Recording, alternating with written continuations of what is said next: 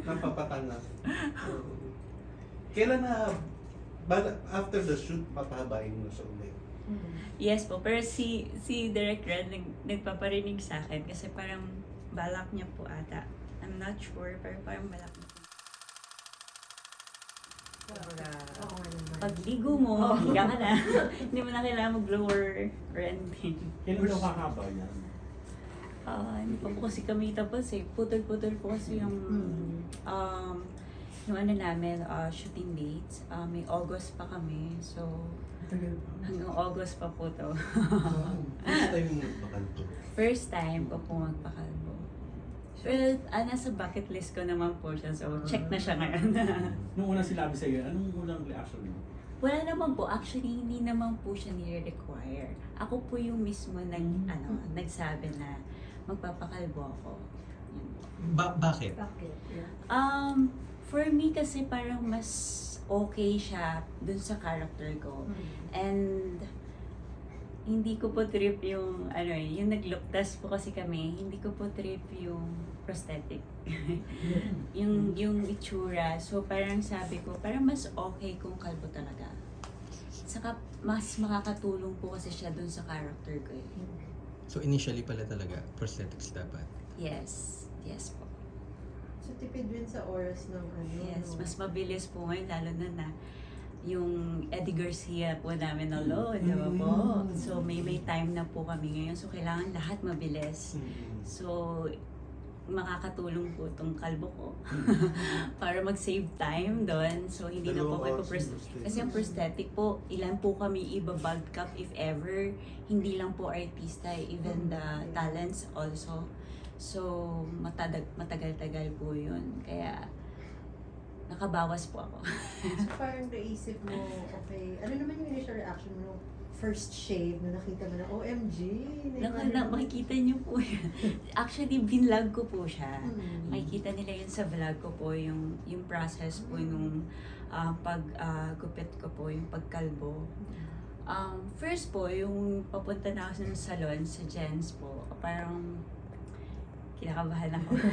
Nalalamig ako. Pero, syempre, unang reaction mo talaga ganun eh. No? Na parang, tutuloy ko ba to? Totoo ba to? Mga ganun. Pero, after that naman, ako po kasi unang naggupit ng hair ko. And ako din unang nag-razor ng hair ko. So, okay naman yung feeling. Wala naman na ano. Presko. Presko naman siya. So pag lalabas ka, Yun, yung paglalabas naman po, effort naman po siya.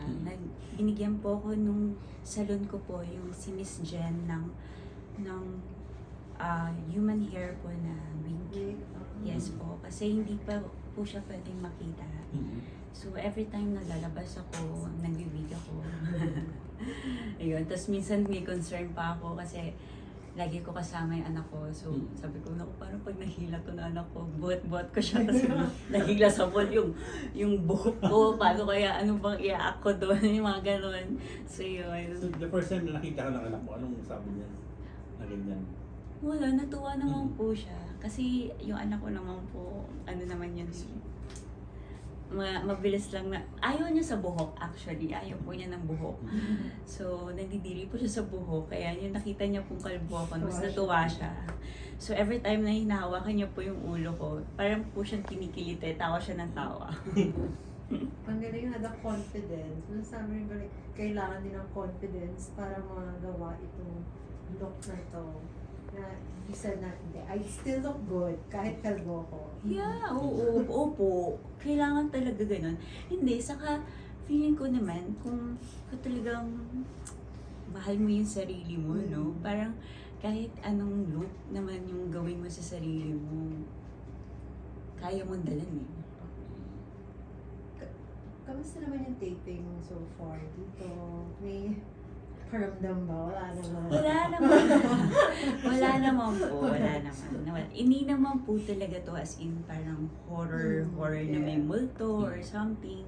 Hindi naman siya. Ano naman po siya? About sa kulto.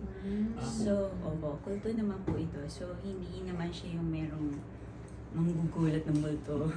Hindi po ganun. Niniwala ka ba sa ghost? Sa multo? Niniwala ka ba? Opo, meron po. Kasi po nakakaramdam po ako eh. So, naniniwala naman po. Hindi man sixth sense na ano. Meron po. Third Ah, eye. Even third eye po. Third Ay, eye. third eye. Opo. Kailan mo nalaman yun? Matagal na po eh. Bata. Ano yung pinakaunang encounter mo? Siguro po, yung sa kama po. Sa kama po. Ilang taon ka nun? Saan yun? Pero, ano po yun eh, bata pa po ako nun eh. Parang meron lang pong umaano sa kama, may umaapak. Sa probinsya ba ito? Yes. Saang probinsya? Sa Gapan, Nueva Ecija. Tapos after nun, dire-diretso na ba yun? Not naman dire-diretso, but pero may na-feel po ako ng mga aura, ganyan.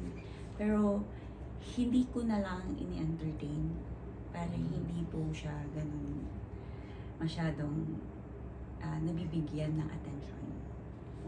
Pero dito wala. Wala na pumasok ka dito sa area na. Meron po. Meron. Pero hindi ko na lang po siya. Ni-entertain. Ay, sa pag nagpakalbo ba, may dagdagang tali? Oo, baka. Wala naman. Hindi ka nag-charge ng additional Hindi naman po. Hindi naman po. Sana nga. Pero hindi pa, hindi po. Wala po. Bakit Lilim ang title? Lilim po, kami po yun. Yung name po ng kulto yun. Ah. Lilim. Kumbaga, nagtatago po kami dun sa imahe po ng sisterhood. Yung sister po. So, yun. Ano yung pwede mong i-share about your character? Character ko po dito, ako po isa sa mga kulto. Parang kanang kamay po ako ni Sister Marga na si Miss Yula. Siya po yung parang superior namin. And then, medyo strong po yung character ko. And sa last, naman parang meron po akong inggit kapag pumasok po dito si Heaven. Yun. Madrid din siya. No po. Hindi po siya madre. Kailan lalabas yung, Okay, sir. yung vlog mo? Kailan lalabas? Mamaya? Later po, ngayon. Mga what time? 8 po. 8 p.m. So, sasabay namin pwedeng ilabas na rin yung photos na to. Yes po, pwede. First time mo to work with Mikael. Yes po, first time ko po kay Kamusta? Direct Red. Okay naman po, sobrang ano niya. Sobrang supportive niya sa mga artists niya. And then, pag kailangan mo siya, nandyan talaga siya. To, kung gusto ng guidance, nandyan talaga siya for you. Natutuwa kami sa parang nakaano kami. Napapatanga. Kailan na, after the shoot, papahabain mo sa ulit? Yes po, pero si Direct Red nagpaparinig sa akin kasi parang balak niya po ata. I'm not sure, pero parang balak niya po ipasok sa Metro Manila Film Fest. So sabi niya, if makapasok, sana sa float. Papakalbo ka. Sana pag-shave ka ulit. Na ganun. Hindi ka naman nanibago nung bagong shade. Yung anggaan, iba kasi pag hihila nung muna pag yung... Hindi naman po. Hindi naman po. Mas ano nga po eh, parang mas nanibago po ako every time na nagsusuot ako ng wig. Parang feeling ko, mas hindi ako sanay na may buhok. Parang mabigat. Parang naninibago po ako pag may buhok. Parang feeling ko mas bagay sa akin walang buhok. Nakatulog siya to get in character talaga. Yes, yes po. Kailan start na ganyan? Kailan? Kailan ba yung shoot namin? Yung first shooting day po eh. Kano po yung first shooting day? Last Mga week? 2 weeks ago. 2 weeks ago. Tapos, na-mention isang beses, si Miss Yula nag-shade. Ano yung sabi natin? A day before the shoot po. Mhm. Kasi hindi ko alam na yun na yung schedule nung makikita yung head ko. Kasi bala ko po sana, if yung kita na yung head, dun pa lang ako magpapakalbo. Eh kaya lang biglaan po nagbigay sila ng breakdown na yung mga eksena na kukunin na yung scene na makikita na yung head. So, close na yung salon. Pinabuksan ko po talaga yun para magpakalbo lang. Yes. Okay. Hinabol ko po talaga. Then the next day, yun na. Pero itsura mo pang action din eh. Oo. Naiisip mo ba na katulad ng TV series mo saan? sa Delia po, Oo. na kalbo. Oo. Hindi ko pa naisip yun. Pero naisip rin mag-boycott, short hair.